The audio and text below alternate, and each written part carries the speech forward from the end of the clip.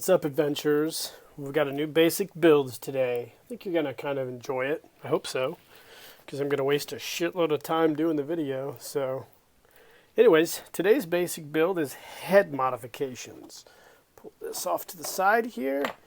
Let's take a look at what we got. We got a couple of, take them out of this isopropyl alcohol bath that they've been soaking in for a little bit. I bought a lot. If you watched my What's in the Shop a while back, I bought a lot of G.I. Joe stuff, vintage and new, and in it was a bunch of vintage G.I. Joe damaged bodies, and in it was some heads. As you can see, this guy here has had some chunky monkeys taken out of him, and this guy here has been in a diorama or something, I don't know, but he's had some chunky monkeys taken out of him as well.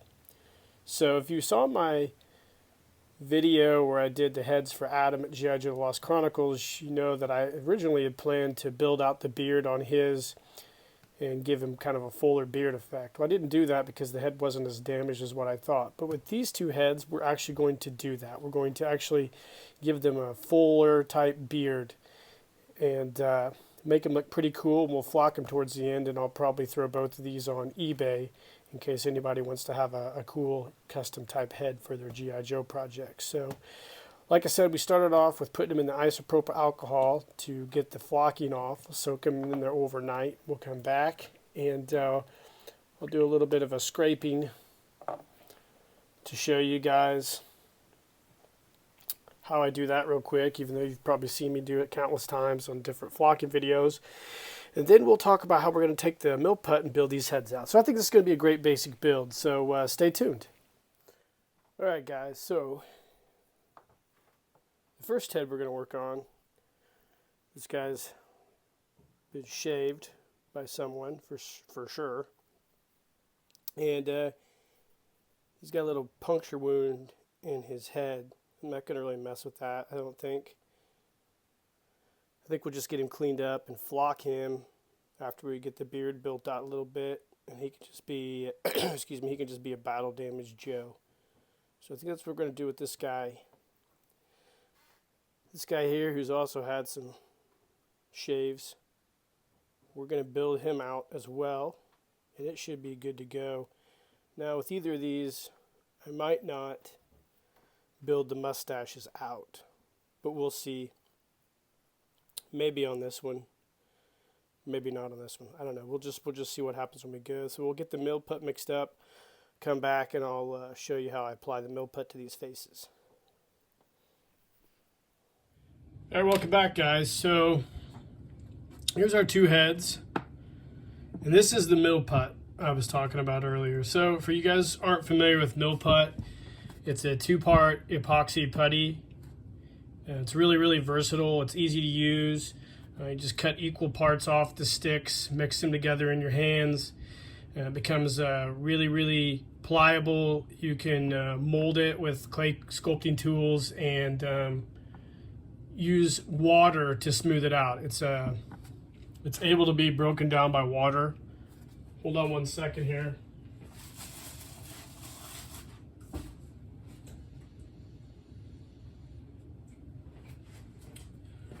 So I got a cup of water here, and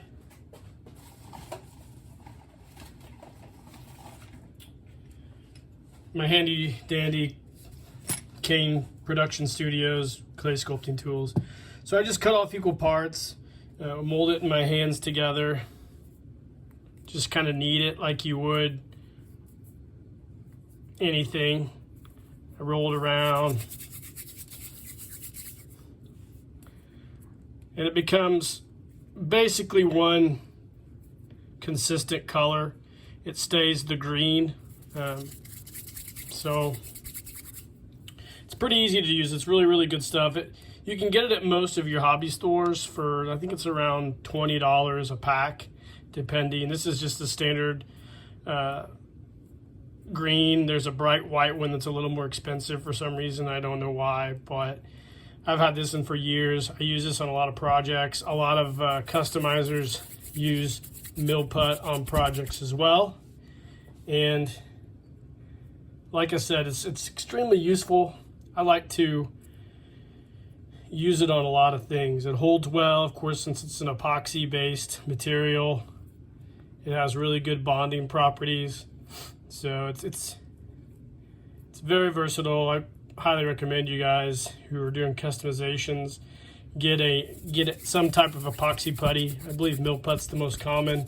I've seen guys in other countries use different ones, but it sets up usually in about 6 hours or so, but you want to give it like a full 24-hour cure before you start really messing with it. You're able to really sand it, sculpt it with a razor knife or whatever. So that's what we're doing with this. I've got it pretty much mixed up to my liking. You can see when you get it all mixed up, it's very, very pliable. It's almost like a putty. So we'll do one of these heads. We'll do the one that's the most messed up. So it's got the puncture wounds, big chunk taken out of here. So what I like to do is just get a little bit in my hand, eyeball a little bit, and just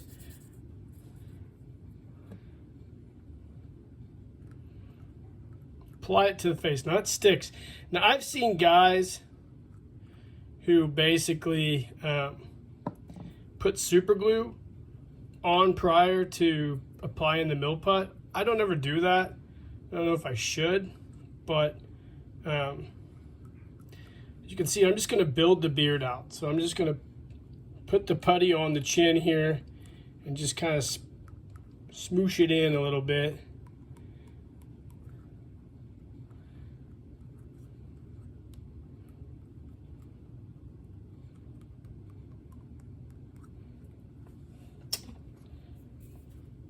Take a razor knife. Razor knife's also a handy tool to have in this case. I just try to blend it up into the area there, which you can see. So I go along and I do that with the whole head and just build that beard out. The hardest part is maintaining a consistent and uniform thickness across the face. When you get it all on there, you can kind of go back and add a little more. As you'll see here with the clay sculpting tools, you can take a little more away, but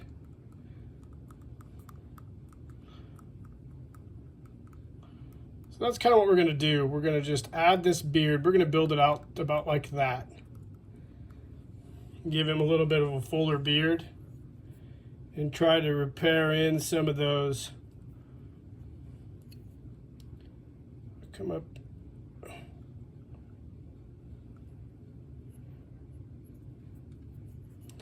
And kind of trim off some of the excess around the ears there a little bit. Then I'll take my little sculpting tool, a little bit of water to kind of smooth it, and I'll just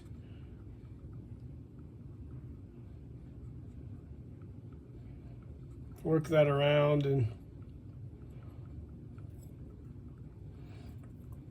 give it a little bit of texture. Tapering it around. There's really no right way to do this as far as like sculpting is concerned.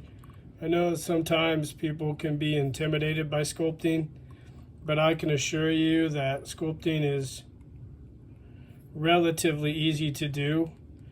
The more you do it,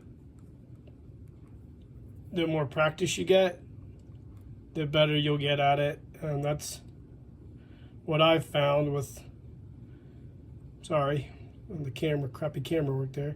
That's what I've found with a lot of stuff, is the more practice you get, the better you get at it. So basically that's our guy here. We're going to sculpt this beard out a little bit to make it a more fuller beard. And just like I said, you want to make sure you get it as uniform as you can. Now in this guy's case, I'm not going to build out around the mustache area. I'm going to leave it the way it is and just build the beard out a little fuller. So I like the way that looks now. Looks good to me. I filled in that hole there. So take a little bit of water and I'll just rub it to kind of smooth out any of the imperfections. It's not super critical that you do this with this type of project because you are going to be essentially flocking this beard. So to sit there and obsess about your lines and whether you like the way it looks, it's a little bit, I would consider to be a little bit irrelevant because, you know,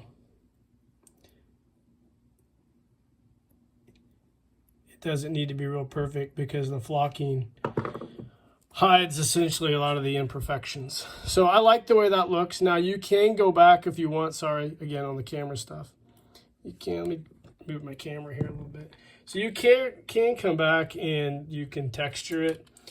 I have this brush here that some people use to texture things. I don't use that to texture stuff very much, but you can add like a hair texture to it if you wanted to. But I don't need to do that because this is going to be flocked. So I do like the way this has turned out now. I apologize for the camera work at the beginning. Sometimes I get caught up and I don't realize I'm on camera.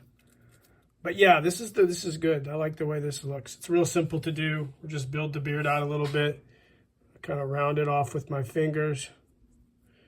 And I think I can call that good. So we'll take that guy and then we'll let him cure for 24 hours. This fella right here, same thing.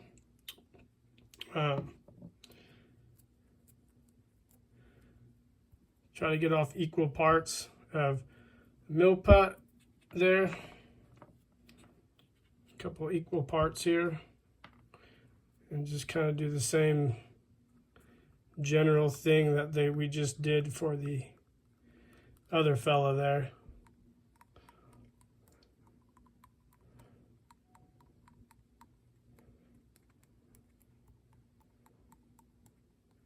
So just put it on there like so. Roll it out a little bit in my fingers. Just apply it and just kind of turn it.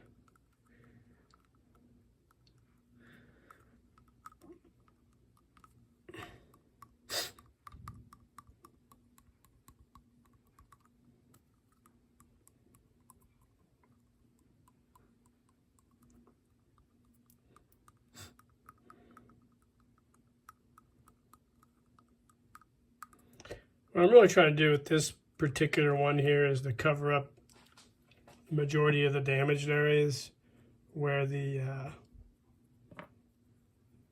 flocking was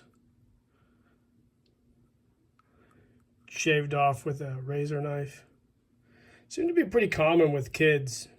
A lot of the G.I. Joes I've seen is that they probably saw their dad or somebody shaving and decided they wanted to give their G.I. Joe like a close shave and gave him a little bit of a too close of a shave, I guess. So anyways, you got the gist of it. I'll go ahead and continue working on this guy, and we'll come back when these guys have cured and we'll talk about the flocking methods we're going to use on these. So we'll be back shortly. All right, guys, welcome back. So the Milliput's cured, and I took some flesh tone paint, added a teeny bit of orange to tint it up, and went ahead and painted over the green with some flesh tone. So yeah, this head's ready to go. I did the same thing with this head as well. Got to touch up the eye, but these will be ready for flocking here in a bit. So we'll let the paint cure out, and then we'll set up the flocking box and flock these two heads. I think I'll do both of them in the standard Land Adventure brown color probably. We'll see when we get ready to flock them. But another sneak peek here, I'm doing a Baron Ironblood custom head for some project. I had this head lying around and decided to mess with it too, but I didn't want to do a video on it. You'll probably just see the custom when it's done. But these two heads are ready to go. We'll flock them, we'll clean them up, touch up some of the paint, and then we'll come back and talk about them. A few final thoughts. Both these heads I think I'm going to put on eBay for sale. If anybody wants a couple of these modded heads, I'll throw them on there for about 15 bucks a piece on eBay the day this video airs. So we'll come back and we'll do some flocking.